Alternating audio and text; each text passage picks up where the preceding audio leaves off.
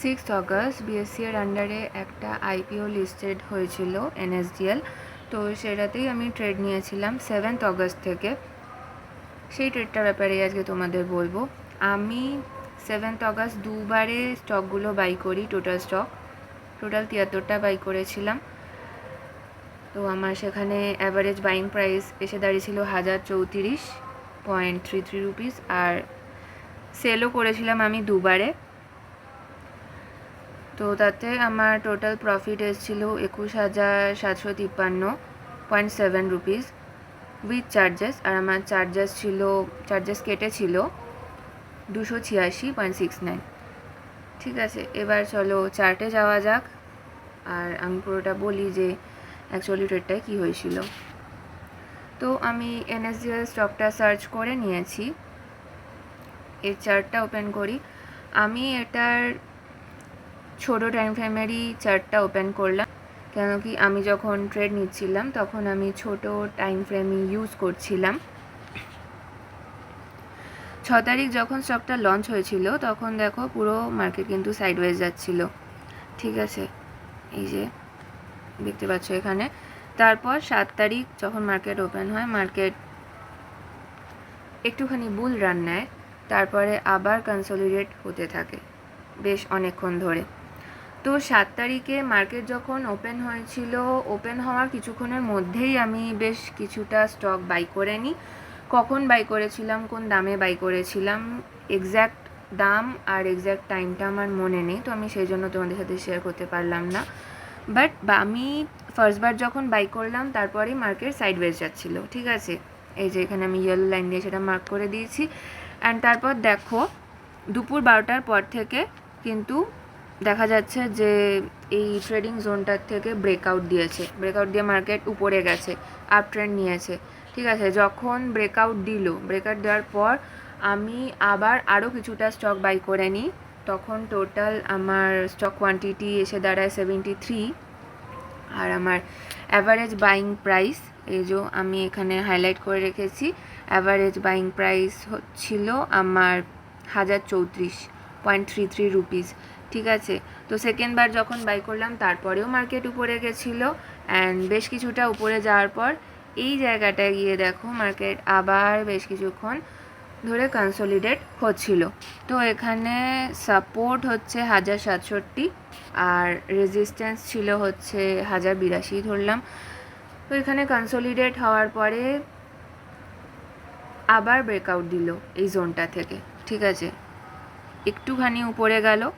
তো দুপুর 2টো নাগাদ এর পর থেকে মার্কেট আবার সাইডওয়েজেই মোটামুটি যাচ্ছিল।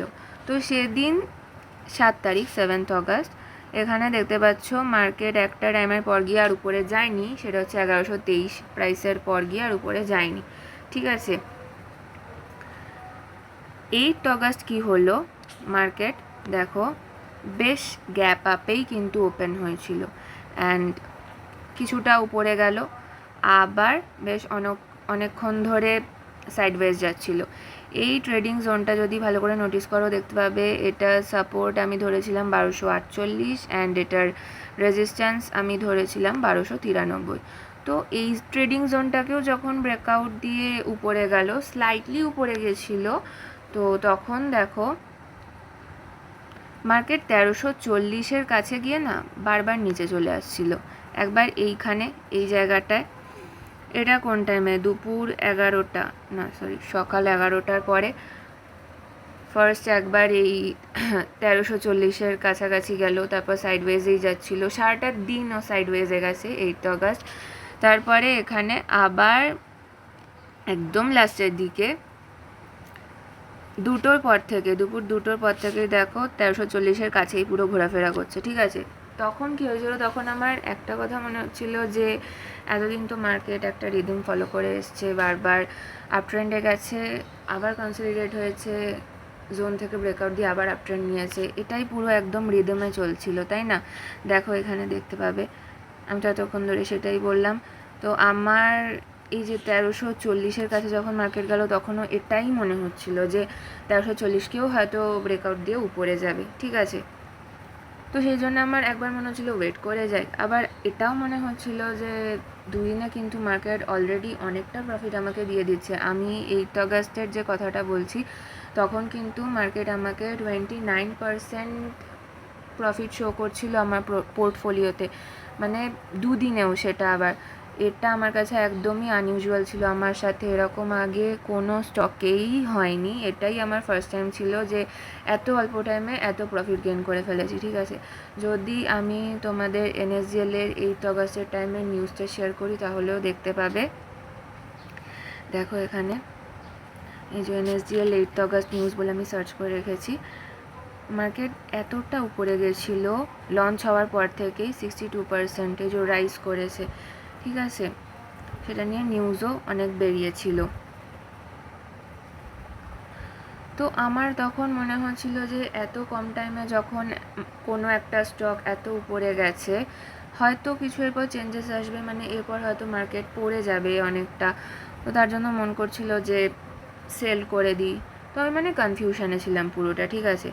এবার এখানে RSI ইন্ডিকেটারের দিকে তাকাও, দেখো যখন 8 অগাস্টে সারাটা দিন কিন্তু মার্কেট ফার্স্টের দিকে RSI 50-এর উপর নিচে করছিল, অ্যান্ড একটা টাইম পর গিয়ে লাস্টের দিকে মার্কেট ক্লোজিংয়ের কিছুক্ষণ আগে দেখো RSI কিন্তু 50-এর পুরো উপরেই ছিল। অ্যান্ড হঠাৎ করে এই যে বিগ রেড ক্যান্ডেলটা দেখতে পাচ্ছ এখানে, হঠাৎ করে অনেক সেলার চলে আসে অ্যান্ড মার্কেট অনেকটা পড়ে যায়।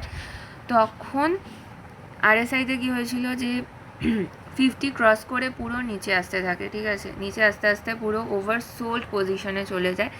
তখন আমি কিছুটা স্টক সেল করে দিই, 40টা স্টক সেল করেছিলাম আমি।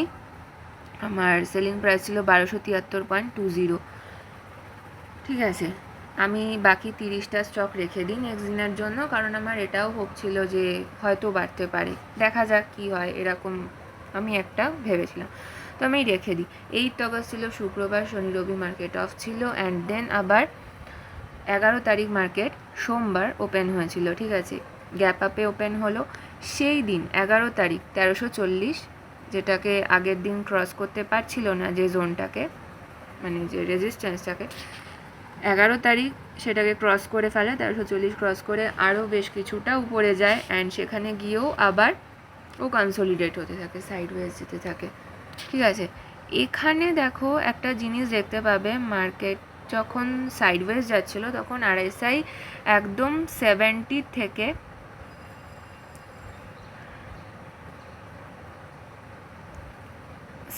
থেকে নিচে আসতে থাকে, নিচে আস্তে আস্তে পুরো 50-এর লাইনটা ক্রস করে গেছে, ঠিক আছে। তো যখন 50-এর লাইনটা ক্রস করে যায় আর মার্কেটও সাইডওয়েজ যাচ্ছিল, তখন আমি ভাবলাম যে আর রেখে লাভ নেই, এত বেশি রিস্ক নিয়ে লাভ নেই। তখন আমি ফাইনালি সেকেন্ডবারের জন্য বাকি স্টকগুলো সেল করে দিই। অ্যান্ড আমার সেলিং প্রাইস হয়েছিল 1404, ঠিক আছে। তো এই ট্রেডটা তো আমার প্রফিটেবলই ছিল। কত প্রফিট হয়েছিল তোমাদের বলেছিলাম, 21,700 সামথিং। আর যেটা বলার কথা যে এই IPOটার ব্যাপারে আমাকে আমার বাবা জানিয়েছিল, আমরা দুজনেই এটাতে একসাথে ট্রেড নিচ্ছিলাম অ্যান্ড আমাদের দুজনেরই এনাফ প্রফিট হয়েছিল। সো আজকের ভিডিওটা এতটাই। আমার ভিডিও যদি তোমাদের ভালো লেগে থাকে তাহলে লাইক, কমেন্ট অ্যান্ড শেয়ার করে দিও। আর তোমাদের রেসপন্স পেলে তবেই আমি বুঝতে পারবো যে আমার ভিডিও তোমাদের কতটা ভালো লাগছে। তো চলো আজকের জন্য এতটাই, বাই।